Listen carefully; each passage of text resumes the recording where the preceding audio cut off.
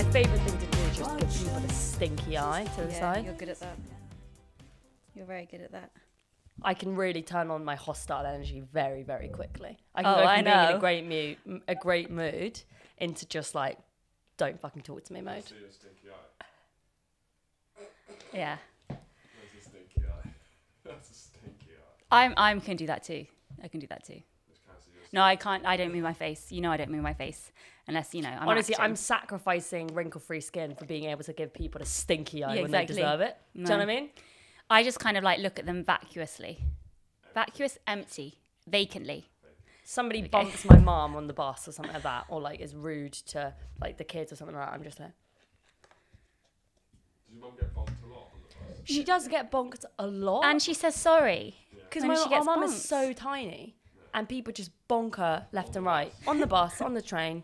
Do you know what I mean? And then she gets really offended at the same time if somebody's also polite to her. She just wants to be literally not taken any notice of. But if somebody is to bonk her, or if they're to say, "Excuse me, mum, would you like to take my seat?" she just gets so offended, and she's like, "Excuse me, do I look old to you?" I know. And people get really frightened. They don't know how to respond. It's very so funny. weird because she's had a recent eye surgery, so she's got rid of something in one eye. She's fine, but she's not able to wear her glasses right now because one eye is better vision than the other. And seeing her without glasses is just like a different person. And whenever I don't have my glasses on, even for a moment in the morning, all three of them look at me like I'm a different person and ask me immediately where my glasses are. Because They it becomes a find the part of your glasses face. as quickly as possible to stop me from having a glasses-free face. Well, I think, yeah, it becomes part of your face and your identity. But I think especially with our mum, it's something so vulnerable about seeing her without the glasses on. And she doesn't ever let herself be the wounded one or the person who needs help. So, you know, and despite the fact that she still is being so strong and like, you know, hasn't complained about once about the surgery or anything like that, just to see her in a slightly more vulnerable position, it makes my heart hurt. I know, but deal it's with also it. quite thrilling because I so identify as somebody who wears glasses. And so, like, I've got a contact lenses appointment on Wednesday because for this job I'm doing, I'm not going to be able to wear glasses, which terrifies me because I suddenly worry without my glasses, I'm going to look old. I'm going to look like just a normal person. And that's so fucked up because why am I so afraid of looking normal? Why am I so afraid of my face? But it's just because it's up my armour now, this stupid bandana and these glasses and, you know. And your long hair. My long hair is my armour now. And it's quite refreshing to see our mum right now kind of embracing it and being like, fuck it, I don't care.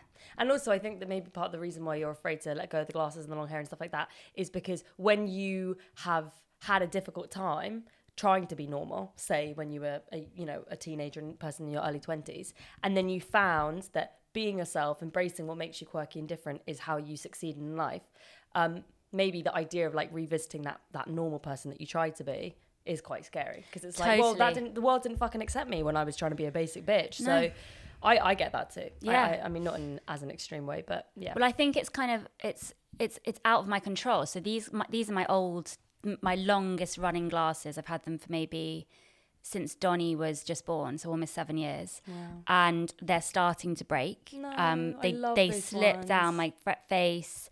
I feel like they are dying. You're the only person that can make lime green giant glasses look casual. Like, it's so funny because on anybody else's face, that would look like a really dressy, like, addition. But for some reason on you, it's so casual. No. It's like I put on makeup to go to this thing the other night and Alfie was just really confused with the eyeliner. Jessie tried a smoky eye. It wasn't, I didn't mean it to be a smoky eye. It looked gorgeous on you. I You've just got did liquid gorgeous eyeliner. feline eyes. But he looked at me and I was like, I thought he was going to look at me like, I thought he was thinking, she looks, like the most beautiful I've ever seen her. I want to rip her clothes I want to rip her clothes off. And so I was like, but then after a while I realized, no, he looks uncomfortable. And then I said, so do you like my eye makeup? How do you like it? And he, without a beat, he was like, how long do we have to leave? Well, Alfie's horrible about whenever I wear pink eyeshadow, Alfie He always does says not that- like pink eyeshadow. He doesn't like the pink. Well, too bad today I'm wearing pink eyeshadow, aren't I, I Alfie? only realised that after I went through a phase of wearing kind of a goldy pink like that. Doesn't like it. Excuse me, I've got blue eyes. It's complementary colours. Maybe study your colour wheel. Exactly. Called So It's called emphasizing your natural assets, okay? Pink eyeshadow looks amazing on me. It does make me look slightly like I've had an allergic reaction, but to be honest, half the time I have. So. Well, I can't wear eyeliner. If I wore that makeup with these glasses, I would look insane. Gorgeous. You'd No, look amazing. I wouldn't. You'd look mysterious and enchanting. That's why I go for the au naturel look. But now I'm realizing with contact lenses, I'm gonna have to be all made up all the time. Contact lenses. Oh my God. Working, jobs. Look at you, Jessie. You're just thriving. Thriving and surviving. I'm not. Do you want to talk a little bit about us going to Wilderness Festival? Oh yeah, so this is really funny. It's going to be on our Patreon. BB's going to edit together a video of her having a great time at Wilderness Festival. Wilderness Festival, I knew nothing about, but it turns out after doing it, you do get quite a lot of cool cred for doing Wilderness Festival. It's a cool festival, apparently. Really? Yeah, apparently it's for bohemian, arty people who want to just go off grid for a couple of days. Yeah. It's if you want to pay £500 to feel like a poor person for the weekend and do some crafts and get the kudos from that. Make a wand. Spend £700,000 on this feather headdress to make you feel like you're back in touch with Mother Nature. I mean, it's very cool. But I found it was strange because having been to Latitude, where there's so much to do, so much music, so much like, I don't know, like you're given a lot of choice and adventure and stuff like that. And it's a little bit grungier. To go to Wilderness where basically you're just like chilling out, hanging around. It felt quite strange. I couldn't really get on board. But it was very much a doing festival. So you do crafts and you make things, and there's people with small businesses trying to get you to buy their sewing kits and how to make your own compost things and stuff like that. It's just a little bit too middle class hippie for me. Yeah. It was so funny as well because Donnie had this great idea because it was raining, which made the day even more fun. And he was like, why don't they have tents where you just go in the rain and then they have some chairs and they have some activities and it's for when it's raining in the festival. I thought it was such a sweet idea. Yeah, like tents dotted around the fields. Yeah, that would have been actually a really good idea. Because we tried to get cover in the Choose Love tent and they weren't very welcoming, which was surprising. Was surprising. They were like, are you going to donate? If you're not going to donate, get out. We didn't donate. I do feel bad about that. We should have donated. And then we would have got, the rain cover would have been felt like more holy. It was a difficult day just because of the weather, because of the kids. They were obviously quite overwhelmed by everything that was going on, and then they got tired, and then they kind of got a bit bored because we wanted to go on the rides, like the bumper cars, and the spinning. Oh my god! No, wait. So before you get into the festival, there's rides and stuff. So there was bumper cars, a Ferris wheel. That's not part of Wilderness Festival. But obviously, the children don't know that. So you included, as the children, got a bit overexcited too quickly about the rides. I got to go on the bumper cars twice because Donnie and Margot both had to be accompanied. So that was pretty. I'm not going to go on the bumper cars, obviously. I don't want to ruin my teeth. But 15 quid for 3 of us. I mean, that's a bit outrageous. Yeah. So that was a mistake. We should have paced out the rides and we shouldn't have got so excited so quickly. And I thought, I wanted us to have a nice day because I feel bad. I've done nothing with them for the summer holidays. I feel like a bad mum. I'm not taking them anywhere. I haven't taken them camping because I don't want to fucking go camping. You've done loads of stuff. I have not. They've done Kumon every day. You took them to the aqua park thing. Took Margot to the aquarium. I took Margot to the aquarium, which was an experience. Don't do yourself down. I took her to the aquarium. That's all I've done. Also, I took them bowling. We have a little bucket list. Okay, bowling and the aquarium. I know, but we should have done something more big. We're going to Edinburgh Festival, which should be fine. How often do they do Kumon? Every day. They do Kumon every I'm day. I'm a working mother. I have to do work. So they sit there and do Kumon while I'm working. I'm sorry. It's just the way it is. I know, but I do feel bad. But anyway, so this festival was meant to be like a day of us having a nice festival. And I invited you because I needed help with the kids. And I thought that it would be fun for us to do because I thought if we do the podcast eventually at the festival, which I didn't realize they don't do a podcast, it would be a good experience for us to know because I think if we had known more about Latitude before doing a podcast there, we might have done a bit better. So I thought, that'd be good for us. Yeah. Didn't realize it was going to be cold, rainy, and quite an unpleasant experience. Please do invite me back.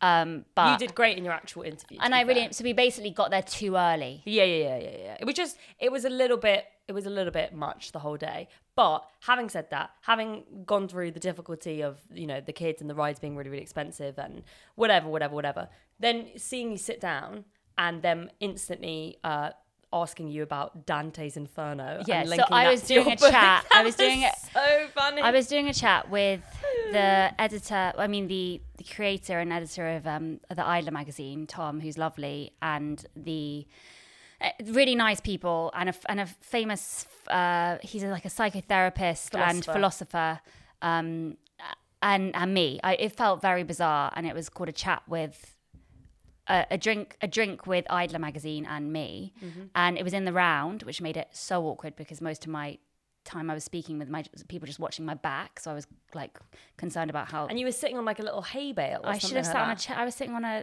crate thing. It was quite an intense chat, and very quickly it was, I was being asked about Dante's Inferno. And linking that to your book and just seeing your eyes as you kind of glazed over, like, what the fuck am I supposed to say to that? That was really funny. But it was a really interesting chat, but it felt very strange to be asked these questions, kind of making my book a more intellectual thing than it is. Yeah, but you weren't pretentious about it. You instantly said, and I really respected the way that you handled it, I don't know what you're talking about. So this is what I know. And I think that you came across so well. I think that it was interesting to see people trying to intellectualize your book in a way that I think other authors would have tried to like play up or like go along, and you just were being yourself. And I just think that it came across really, really well. Really, really, really well. What I think I'm realizing more is that everybody wants to write a book.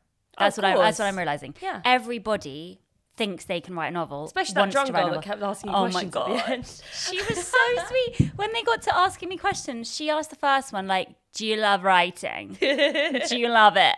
And I was like, yes, I do. Then no one else wanted to ask another question. She was on shrooms for sure. She then asked for sure the final question. She asked the same thing. Yeah. How can I be like you? It was really sweet. I do think half the time was laughing at her rather than with her. But yeah, no, I just realized that everybody does want to write a book. So if you have someone who's saying, look, I have written a book and this is how I did it, it's quite reassuring because I'm not coming from a place of, I know loads of stuff, I'm a master at this, and I write in this certain way. I'm saying, I don't know what I'm doing. I just put myself out there and did it. Exactly. The difficult part is actually doing it. Which is the terrifying part. And that's what is refreshing about seeing you talk. It was funny though, I think, because like also the day had been quite tiring and overwhelming. You're not used to full-time childcare, are you? Excuse me. Not yes, like I a am. full day. You're not used to a full day. Oh, You're not your high used to a horse 9 right there. a.m. start, BB. You're not used to that. They stay over at my house plenty of the time, and I don't sleep all night, and I wake up early with them. Okay. You're not used to travel, like toilet trips. Okay, you're not grateful enough for my I am extremely grateful. For your children. But no, the day was overwhelming just because I think I felt uncomfortable with like that environment for some reason. Plus it was weird having gone from Latitude where it was exciting and where like, we were doing something there together to then being like my PA. Being a PA. Yeah, I found that slightly strange because I'm a proud bitch. And then to top it all off, watching you do the interview. I think because I've interviewed you so much about the book and stuff recently, it was weird being in this passive position of having the kids at my side and watching you talk so, wonderfully and eloquently. And, I was so proud of you. But in the same breath, I felt like strange because when I see you talking about grief, and it's happened before when I listened to your radio interview and then I ended up being in a fucking bad mood all day. I'm sorry. I think it's because like it puts things in perspective in a way when you're talking about it yourself. Especially because like I forced you to listen to the radio interview. Yeah. I think with this, it was like hearing you talk about grief. I felt like I wanted to I was like, oh no, I don't want to listen to this. It was funny. It made me uncomfortable in a way that is so strange because I'm perfectly comfortable when I'm talking about it myself. But hearing you talk about it, it's like, it makes it really real. Mm-hmm. And hearing you talk about, your brother and stuff like that, it just put me in a position of being like an observer to what's actually happened. And that it really, really kind of threw me a little bit. So it was interesting to recognize that within myself. Plus this random girl that I barely know, who came up to me like halfway through while you were doing a really poignant, serious moment about grief. You were talking about it. Like a girl came up to me being like, oh my God, hi, BB, how are you? And it was just so strange because like, what? I've got 2 kids by my side. I'm listening to my sister talk about grief. Why would I want to have a chat with you right now? So I did something that I never normally do. And I said, I can't touch you right now. And she sort of sat there for another 10 minutes, like kept looking over at me, wanting me to chat to her, and eventually went away. But I was proud of myself for actually being rude and telling that girl to go away because it's like, fuck off. Yeah. It was just crazy. And you have to do that sometimes. Yeah. So I took a note from your book and I really, really appreciated that moment of like, I'm not here to talk to you right now. I'm here to watch my sister and watch it with her children. Yeah. And the kids were so proud of you, I and they were just know. so excited to be there. But so yeah, I'm sorry for being a bad No, bitch. and am sorry I for being a completely bad appreciate it. bitch. That's why I said the kind of clunky thing on stage. I was like, because I could see you getting upset. Because I feel whenever I'm asked about it, I feel like it's wrong for me to answer without another sibling with me or somebody who, because I feel like it's not my thing, it's our thing. And I We guess all because feel you this together. Whereas yeah. when I'm asked directly about my feelings, it's quite strange because even though I've written Sunset, which is about loss of a sibling, it's still not specific. It's not Ben, it's a fictional sibling. I know. And so I have yet to like say my story. I've said in like interviews and stuff like the fact that it's devastating and I feel ruined and all of this stuff, but it still feels incredibly direct for someone to ask me how I'm feeling now. And so the same way for you. So I feel like when I was asked that, I was like, no, you should be asking us. You should be asking BB, and BB's right there. So I'm not going to say. And it's like I'm dreading in a good way with your show, which you're going to be writing and you are writing, and you will obviously mention Ben and grief. Like I'm dreading having to sit there and be the audience and hear you talk about your experience of losing our brother, because again, it's like, fuck, that means it's fucking real. Yeah. And also, I don't want to feel sorry for you. I'm feeling sorry for myself, and that's why it's such a shit thing being in a family that's happened to you, because I not only feel devastated the entire time and I'm hiding that and shuffling that down, I'm also devastated for you. I'm devastated for our mum. I'm devastated for our other brothers. I'm devastated for our dad. I'm devastated for us all. So to make that a personal thing, you on stage talking, it's very bizarre to have to watch it. I know, yeah. So I think that, yeah, you put it really, really well. That's exactly what I was feeling. It's like, it's just weird when one person becomes the spokesperson for it. And it's like, it makes complete sense. You've written this beautiful book, and that's a way that you have dealt with it, and you've turned it into something, and I'm proud of you, and I couldn't be more proud of you, as couldn't our mum, you know. So you had every right to be there and talking about it. But it is interesting that despite knowing that, I still had a childish part of my brain that was like, no, you know? And so it's just really interesting to recognise that sort of impulse within yourself. But also it's in contrast to being around people who are just having fun. Oh my gosh, or weekend and just like getting high. Or like seeing you talking about this stuff and seeing that it was difficult for you, but you were still managing to put it into words. But then like there are all of these fucking hippies around you, like laughing. Like this one guy's like asleep, like right by your feet. It's just like, this is so bizarre. But it's also so bizarre because then afterwards I had to run in the pouring rain to do book signings in the tent. Everyone stayed in the tent. They didn't want to run out in the rain. So I was just sitting there with a guy next to me signing his book about poetry.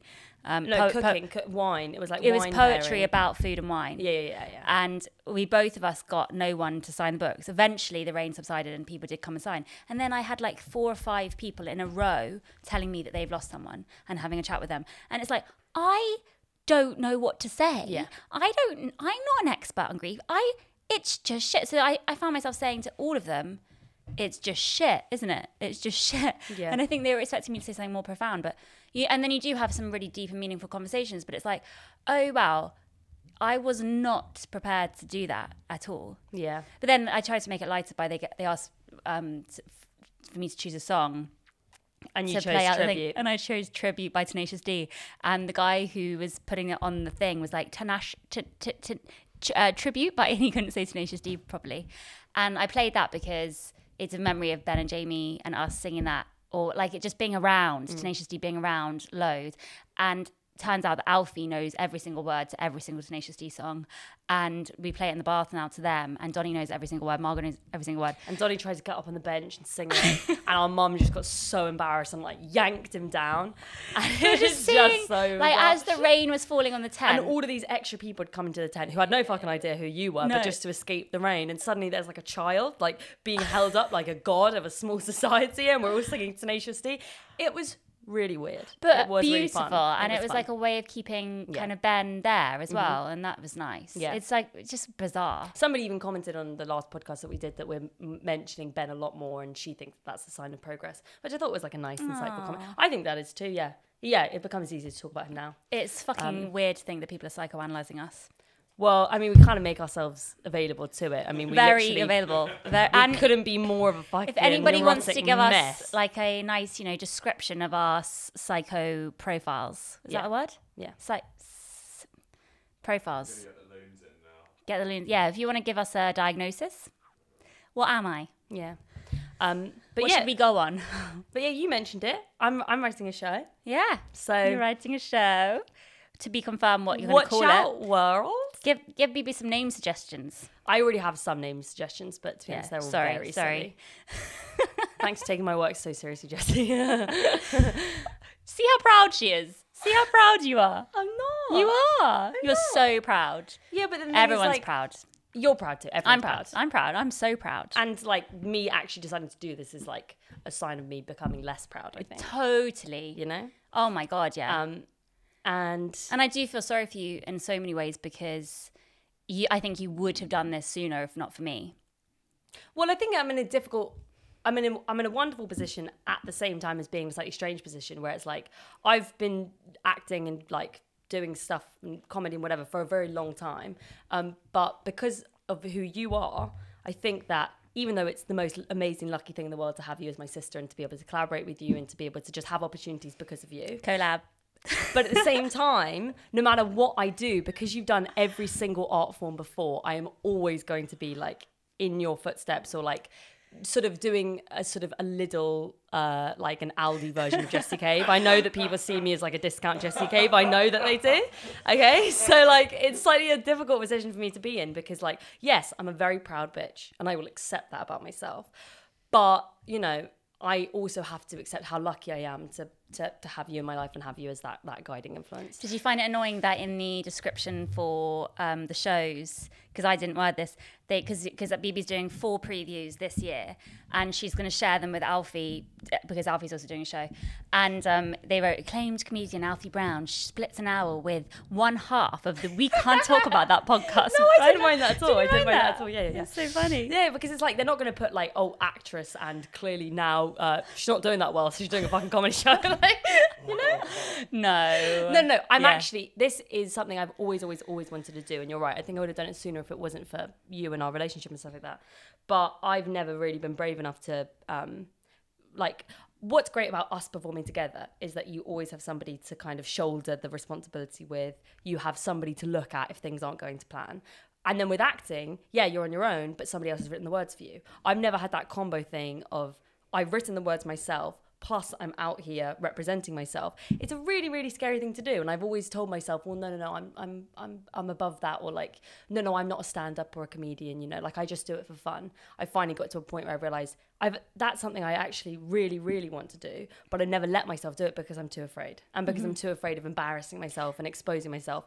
But and also you have to define yourself. You have to say what you are. Yeah, and think exactly. about what you're going to be putting out into the world as your product. Exactly. And that's terrifying. And when you're not putting yourself out there, you can be anything, right? Like when your Instagram is relatively sparse and people don't know that much about you, you could be anything. You could be really, really successful or not successful. You could be really mysterious or anything like that. When you finally do actually say, yep, this is who I am, there's no more mystery and there's no more like guessing. So I think that's probably where part of the fear comes from, where you don't want to quite define yourself yet, because what if the thing that you're defined as is shit, you know? Exactly. But like all of that aside, I'm very excited. So writing it's been really, really fun, and like Alfie's obviously very kind to share a preview with me. It's so embarrassing. No, but it's you know, well, sorry. I even wrote a joke at the beginning where I'm not going to use, but I was like, "Oh, you come to see me and Alfie, so this is like buying the DVD of Jessie Cave, and we're the bonus extra bits that you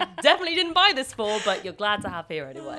It's really sweet. Well, obviously, I'm going to be helping you both with your shows. Now I'm Alfie's unwanted director. So I'm really excited about it. Yeah. I'm really excited as well, and genuinely excited, just because I know it will be amazing, and I've wanted you to do it for so long, and I think you're so funny.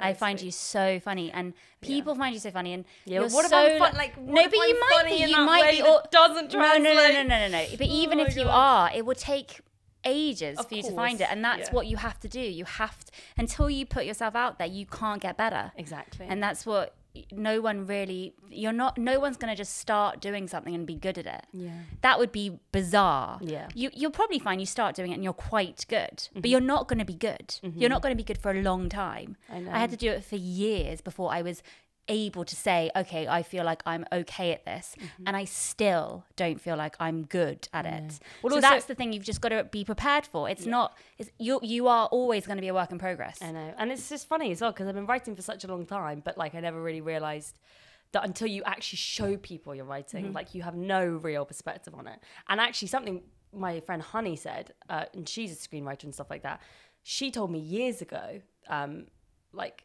that basically you just have to show as many people as you can you're writing, because it's not until you do that and then you hear people being mean about it or like scrutinizing it or giving you advice, like that is the only way to progress. Well, I've told you that about the first draft thing. I know, yeah. I just thought that was actually interesting, because you and her are quite similar in that regard, where you're not proud about that first bit well, of I just, I'm trying to get my second book sorted, and I've had to show people my writing after thinking, okay, well, I've had a best-selling book, it's done well, people like my style of writing, surely I'm okay at this, and realizing, oh no, I'm going to have to jump through a million hoops before I know what I'm doing next. I'm still going to have to write however many thousand words to prove that I can write, even though I've written. Yeah. So, and that's common. That's the same for writers out there. So it's terrifying because you're at the beginning of a process, but enjoy the fact that this is going to be a long journey. Yeah. And you're going to learn so much and feel really unconfident and then feel euphoric. And there's so many like highs and lows, and that's the best thing about it. Yeah.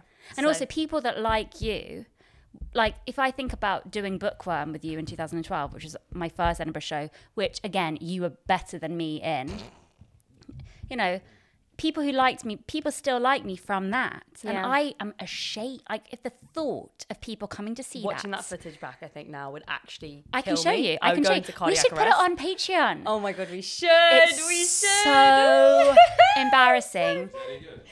Is it any good? God. Well, I got really good reviews. Yeah, it was like it was bizarre. It was kooky as fuck. It couldn't be more Jessie Cave if you tried. It's like distilling the purest form of Jessie Cave and injecting it straight into your I veins. look about 12. Yeah. BB looks about 6. Yeah.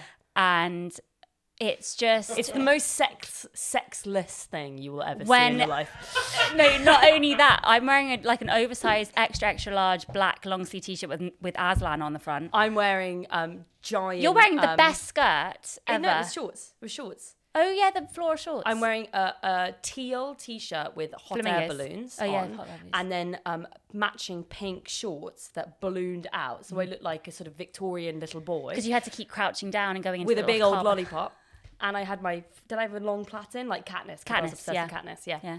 Wow. Okay, we'll put a clip up on Patreon. I made in my own bow and arrow for that show. Yeah. And also as the audience came in. The first one you did. Yeah, it was I literally didn't know anything about Edinburgh Festival. Wasn't getting a work as an actress. I started doing comedy, wrote an hour, got a venue, just went and did it. Yeah. And that's when we were in the same venue as Alfie, and that's how Jessie and Alfie first met. That's how I met Alfie. And he was doing a show Soul for Sale. And that was such a good show. He said to me yesterday that show was the most him he's ever been, really. In comedy. And only when you get better at something and you learn like how to write a joke and how to form a show, it's almost like you lose something. You got to embrace this moment of just deciding who you are and what you're doing, because it won't be correct. It won't necessarily be refined, but that's almost the gold. And then as you go along and you learn how to craft it and to do different things, you lose a little bit of that raw energy that is just you can't find again. Yeah. And he was saying that about Soul for Sale, and I completely agree. You and Alfie were the most you with those two shows. Oh yeah, 100%. And they were my age or our age. Yeah, isn't that funny? Yeah, so weird. So I'm not doing stand up, just so it's but clear, I've never done stand up. It's it's just that. I could not imagine me going to like an old Geezer club, being like, "Hey boys, how's it going?" I've tried doing straight stand up, and it's yeah. It's you can. It's fine, but I don't feel. Did I have bits? Yeah. Well, my version of bits, just not me. Like I don't find it interesting enough. I like watching stand up, but it's not something I'm like.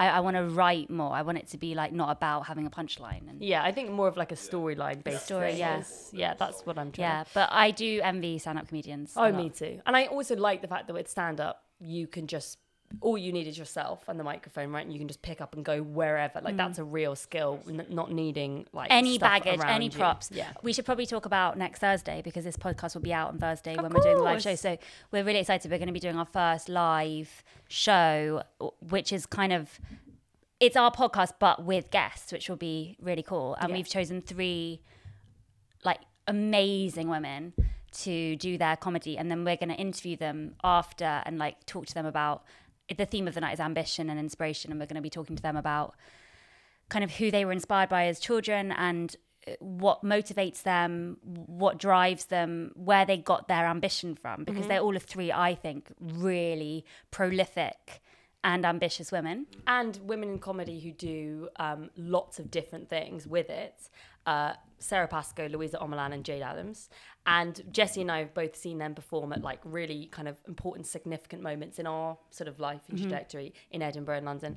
And I think it would be really interesting to talk to them about what would they advise their younger self first getting into the industry.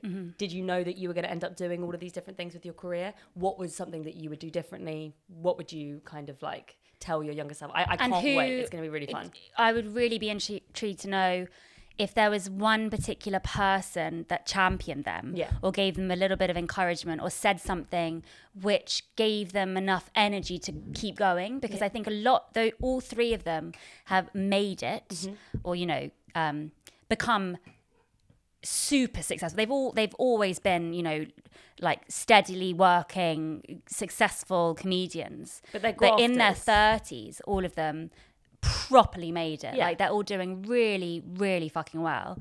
And I just think it would be so interesting to know how they felt in their 20s. Totally. And what they wish they had known about, you know, what kept them going, because so many people drop out. Yeah. So many people get to, after years of slogging away, especially in this industry, but it kind of relates to loads of different jobs.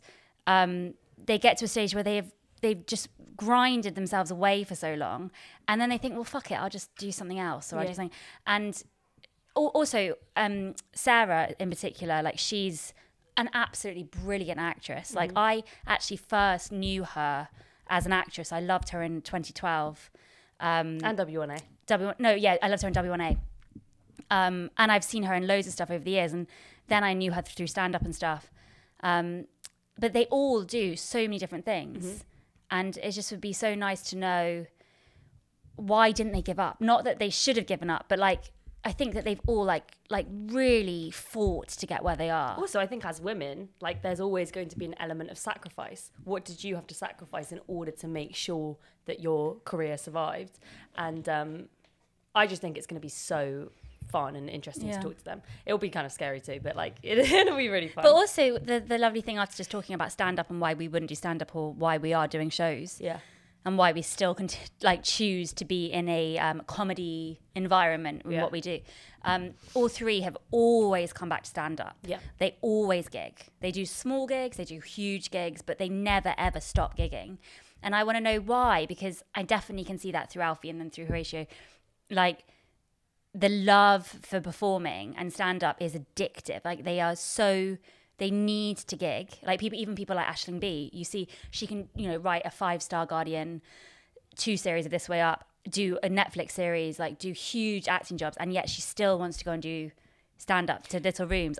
There's something about it that they just can't, like, they just need. Well, also I think that it gives them real integrity, because it shows that they're not just doing the stand-up so that they can get the benefits of stand-up, like getting a TV production deal or development deal or like becoming famous. When people still want to go back to the original thing, it shows that they're doing it for the love of it, and like that's really, really cool. Well, I remember Sarah Pascoe I did one of her gigs in a small pub in Camden, and she was just doing the tickets on the door, and she had organised the whole thing herself. I knew she was filming in the day, and I just looked at her, I was like, why are you doing this small room in a pub? Like, why are you doing this?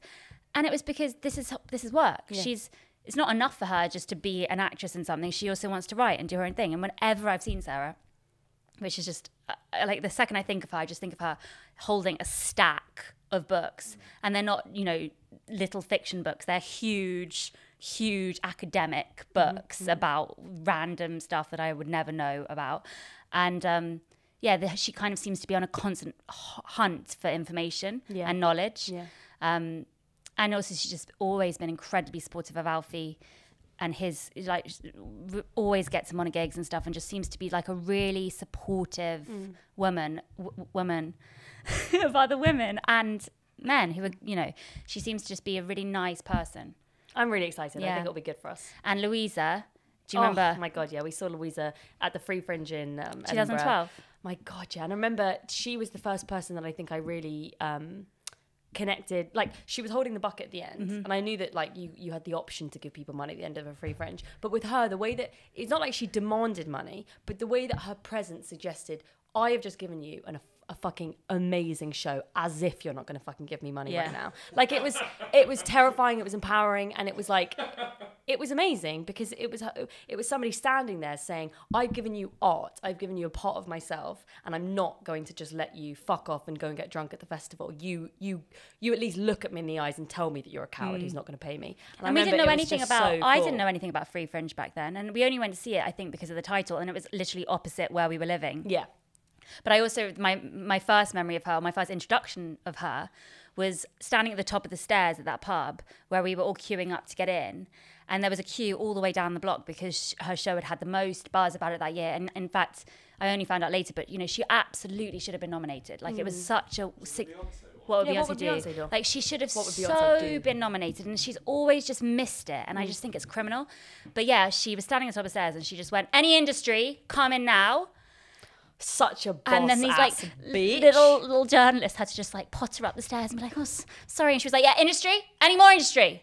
Industry. Cool. Get in. Also, all of those three, they really represent the antithesis to what we don't like about actors, right? And actresses, you know? Because where actresses are sort of like coy and you're looking at me, you want to take a photo of me for this event that I've spent 3 hours getting ready for. Those three, they're like, this is my work, this is how much work I put into it, and you're going to appreciate me and you're going to watch it for me. I just feel like there's so little fakeness with those three compared to what we despise about the industry that we probably more align ourselves with, which is the acting industry. We're so much more comedy than that. Maybe it's because we like don't have a lot of confidence in ourselves.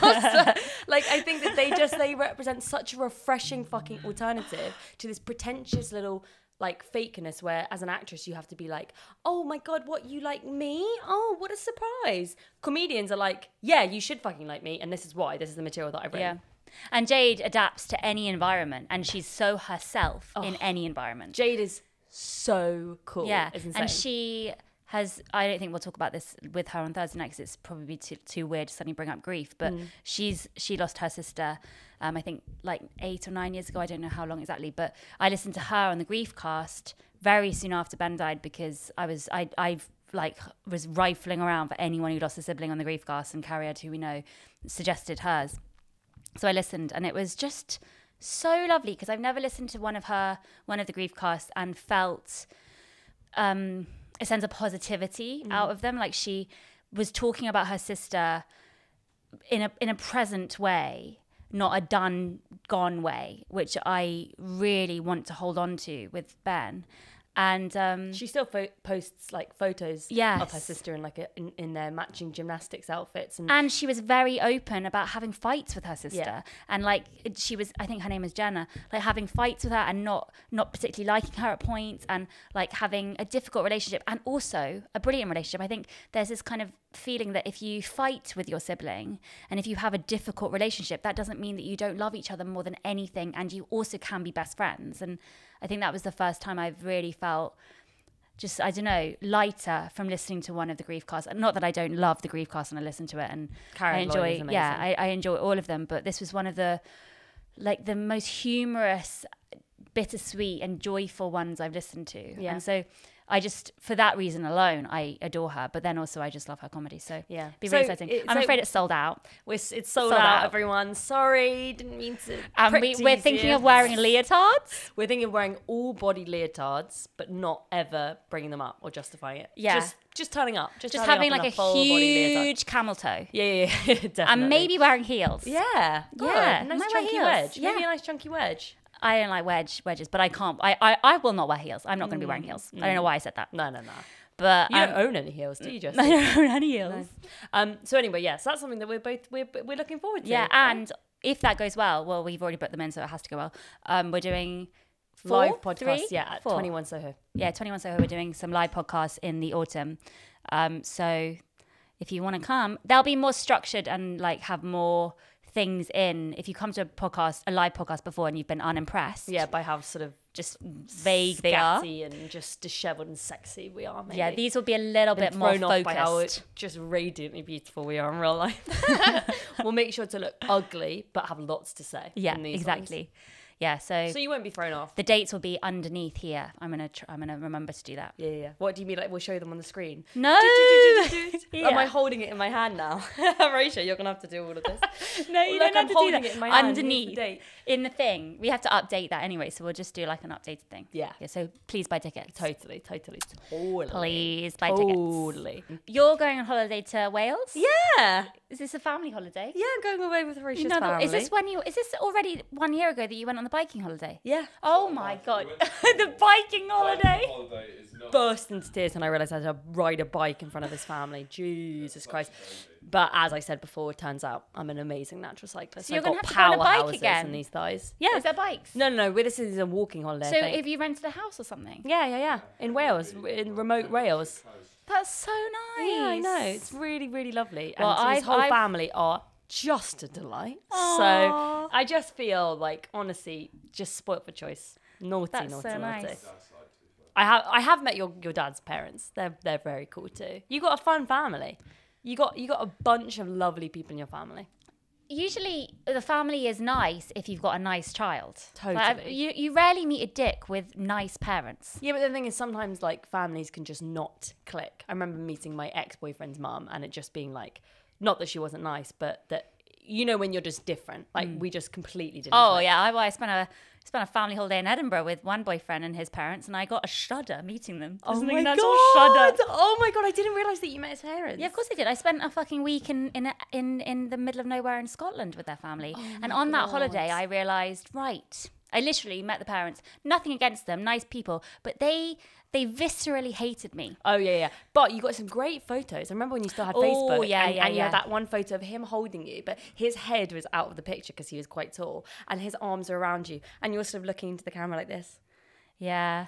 No, it was a good. It was. And then it you was got quite good. and then you got a photo of you on some rocks by the beach, and you got lovely little calves. Well, the thing is, I find if you don't like the person very much, you get better photos out of them. Really? Yeah, so like with every boyfriend I've had, who I wasn't that into, I would be less ashamed about being like, take a beautiful photo of me Oh right my now. god, that But explains if you so like someone and you much. respect them and you want them to think you're cool, You you don't don't really want to say, right, take a photo of me right now. They'll just not like you as much. Like It's I've only so just true. got to the stage with Alfie being like, right, you have to take a photo of me now. Take a photo of me now.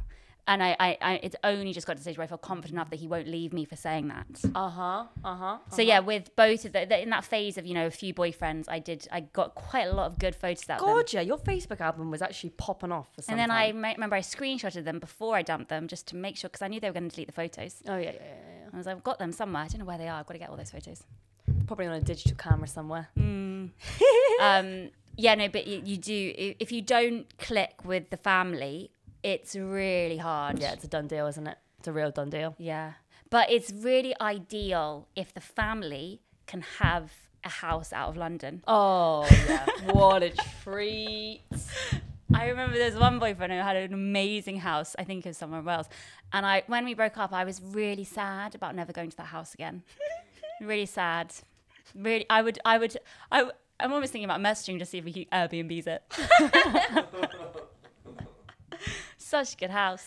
Such a Yeah. good family too. Really miss that family. Also, it's fun to go and sort of live vicariously through the things that your family doesn't do. So for example, Horatia's family are all really fun and like to drink and cook really nice meals and stuff like that. Which not that our family don't like to do, but we also don't do that ever. Our version of that. Our we version of never that. drink or cook. No, so. but our version of that is having a family Zoom and watching our dad cook. Oh my god, yeah. While we have to watch. And he doesn't look at a single one of us in the eye. No, he's he's just just looking cooking down at his crap. kitchen. He has no idea what we're saying. That's the closest that we get to cooking together. to a family meal. Yeah. I genuinely went round to my mum's flat last night to try and cook for her because, you know, this woman doesn't ever. She doesn't eat hot food. She doesn't eat hot food. But I tried to cook some sweet potato fries for her. But genuinely, her oven is so not used that there was like stuff in there that like just meant I couldn't even access it. Storage. She uses the bike. She's literally Carrie Bradshaw. I went in there this morning, and for the first time, I noticed that under the tea towels is a stove. Yeah. I thought it was just desk space. No, that's what she uses. Yeah, I know. So, anyways, it is quite fun when I do go to visit Horatio's family, like drinking wine and being like, I like, Bibi, do you like red or white? Like, what's your drink of choice? And I get to like pretend like I have a drink of choice. Tonight maybe white tonight. That's how I'm feeling. Like I know a single fucking thing. That's so nice. That's so nice. I can't keep up with it. They drink so much more than I do. I love it. It's But that's just so much amazing fun. that's just like fun. Whereas drinking for me is only after I have achieved something massive. Yeah. Like I have to like prove I'm entitled to this one glass of wine. And I wish I didn't live like that. I wish I could just have a nice time and feel like quite good. But I feel like I constantly got to punish myself for something. My family's 6 p.m. 6 p.m. cocktail hour, right? Oh my God, it's you're going to so come back great. like a floozy. Oh God, yeah. Oh, I'm ready. Don't be drunk on a bike, BB. You're not up to it. I mean, no. I'm not confident on a bike anyway. No. Anyway. I saw a woman get one of those Boris bikes, or not, it was Santander bikes, and she looked so like not safe on this bike. People do that all the time. I remember, have I spoken about it before when I Yeah, rode the bike yeah. on stage and I rode it into the side of the stage? Oh yeah. It was so embarrassing. I did this play when I was 15 and I had to ride a bike on stage, do a lap around the stage, around a chair and stop and then like get off the bike and like do a couple of repairs to it while I was doing a scene. Because I was playing a younger version of an adult character on the stage and I was like a memory that's come back to life. Helen Mirren. Sorry, I didn't mean to name drop, but there you go. She gave her a pink bag. Yeah. Life has really gone downhill since that point. Anyway, me and Hel, we were on the stage, and then I then get back on my bike and I chase someone off the stage. That's how I left the scene. And once when my uncle and auntie, Charles and Amanda, had come to see it, I rode the bike straight into the wing, like the flank of the stage. Everyone in the audience of this big West End theatre saw, and it was the most mortifying moment of my life. I genuinely think that changed my life forever. Doing that. Talking of plays, I went to see a horror play with Lily Allen. Lily Allen's debut. So we all know that I have a bit of an obsession with Billie Piper and Lily Allen. Like the Britpop icons of MTV when it was still a thing in the UK. And I wish it wasn't because of Lily Allen's weight that I'm now obsessed with her, but it is. I'm sorry. When someone loses a lot of weight and they marry a superstar, you're kind of interested. Like, what's happened there? What's happened? Yeah. Is it because you lost the weight? Or is it because you're sober? No. Or She lost the weight after they got married. They lost the weight after they got married. And she says it's because she's sober, but I think... She was skinny anyway, though. She was skinny anyway, but she's probably now addicted to being thin. Mm-hmm. Because you don't just stop drinking and suddenly get thin. To be that thin, you have to eat very, very little every day. So I was just intrigued. So I was like thinking, how thin is she going to look from row Q? And she looked fucking thin. She was quite good.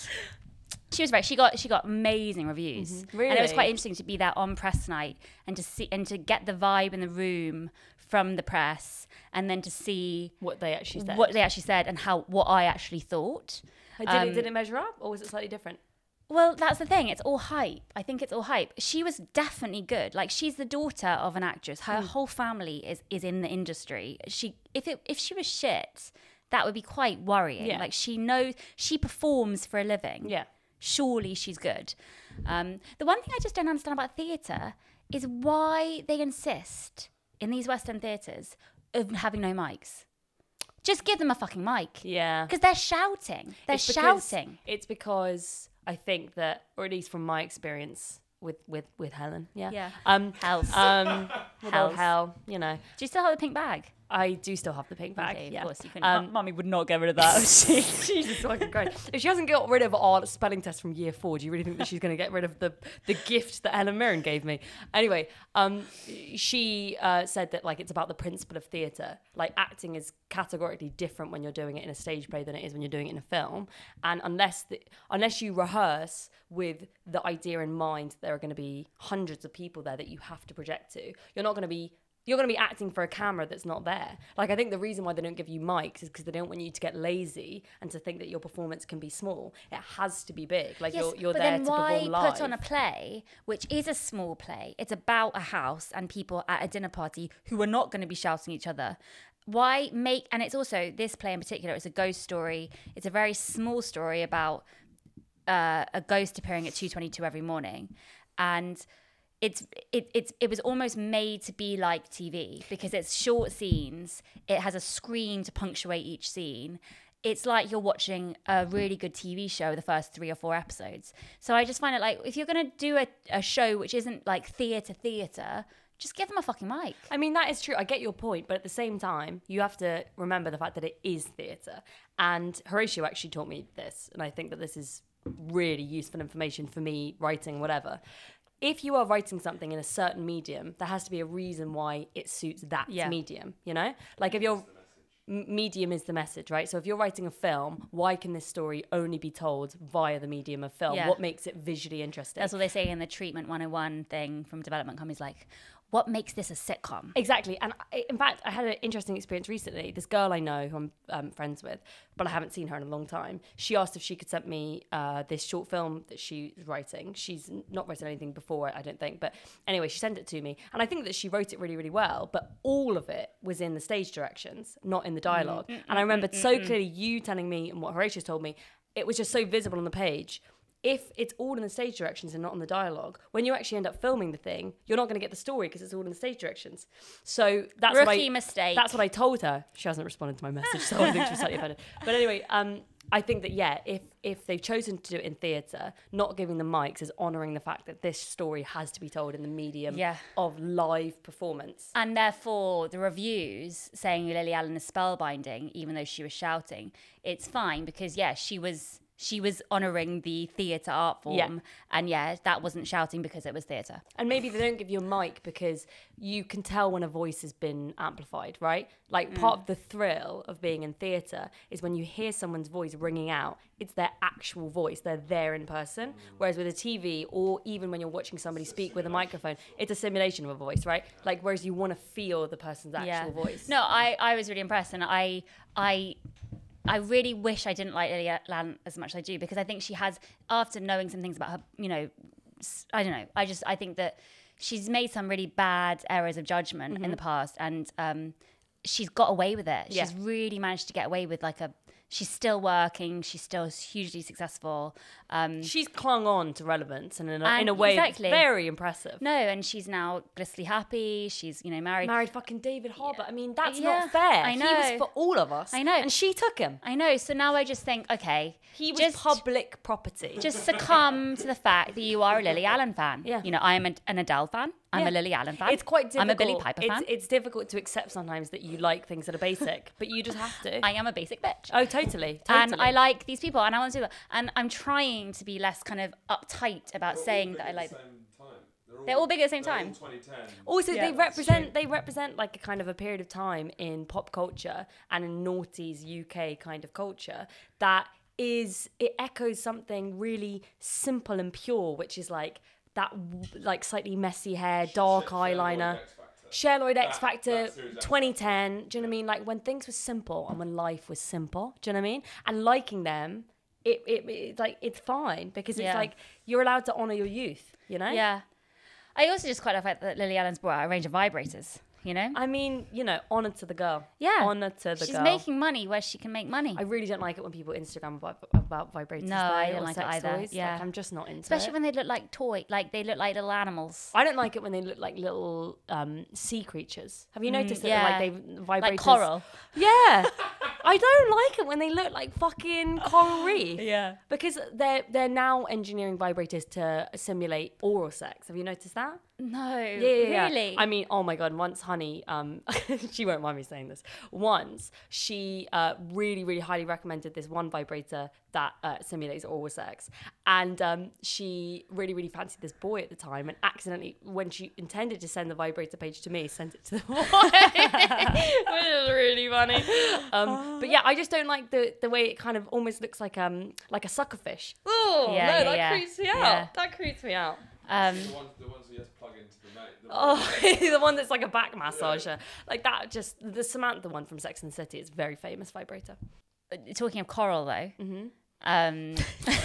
Talking of coral, you know I love coral. Coral was the most interesting room of the aquarium I found. Really? Yeah, it was the highlight of my summer. That and the jellyfish room. Yeah, and the stingrays, they looked really cool. The stingrays were good, but they put a special light behind the coral and the jellyfish, so they looked neon. Did you because obviously you went to the aquarium, like the very touristy one on like Waterloo. There is only one, surely. Do you think it was worth it? Do you think that people coming to the UK, like, is that a good spend of, what is it, like 50 quid or something? It's more than 50 quid. It's like a good 70 quid, not including things you'll have to buy on the way out because, you know, she's going to make you buy a seahorse. So was it worth it? Would you say that's a good London tourist destination? Well, it was probably worth it, yes. When I first got in there, I was quite worried because I thought it was going to be really small. So I took extra time with each thing, thinking, oh my God, I've got to draw this out now because this is 60 quid down the drain. But actually it turned out to be huge and have loads of levels. The penguins, though, looked so sad. Really? They looked so... Isn't it underground? It's underground. They were in a special ice pod. And then they have these like domes where you can go in and put your head in so you can be with the penguins. Oh, and they don't wash those domes. So I was like, Margot, you're not going in there. And so you can be right by the penguin. That must be so horrible. invasive. That was the only thing where I was like, I feel really weird for being here. And the penguins, their fur, is it fur? They were very dry. They looked like they needed a good bit of moisturiser, bit of They Epiderm. needed some Dipper base. So I found that quite depressing. But the rest of it, if you don't get it, you don't get it. You're not part of the community. Yeah, I'm actually wearing Dipper base today. You're Miss wearing Dipper base. Yeah, Oh, Dipper base is a bit too oily for bit me. too I always greasy. find. Yeah, it's the only one. I like one that really sinks in. Centraben. Oh, Centraben's the one. Centraben's great. Centraben. Yeah. Like, Horatio, but he's been using Centraben for a year. Your skin is 100 times better than it was when I first met you. Stupid. Every boy should use Centraben. If you don't have a boyfriend, if you have a boyfriend, make him use Centraben. Centraben. It's just the best thing that you can get. Boots. There you go. If anyone wants to sponsor our podcast, could it be Centraben? Honestly, it's Centraben, not Centraben. Centraben. It's Centraben. Whatever. It's not Centraben. Is it Centraben? It's Centraben. Oh wow. Yeah. Anyway, I think that is time now. Yeah. Okay. Fucking hell. That's a long time. Thank you everyone so much for listening. And hey, you're with us. We're on this journey together. Let's stay strong. Come to our live podcast. There, you can buy the tickets now on 21soho.com. Yep. And subscribe to our Patreon for extra fun bonus content. Patreon.com/K-Sisters. We love you. Bye. She's going crazy now. She's going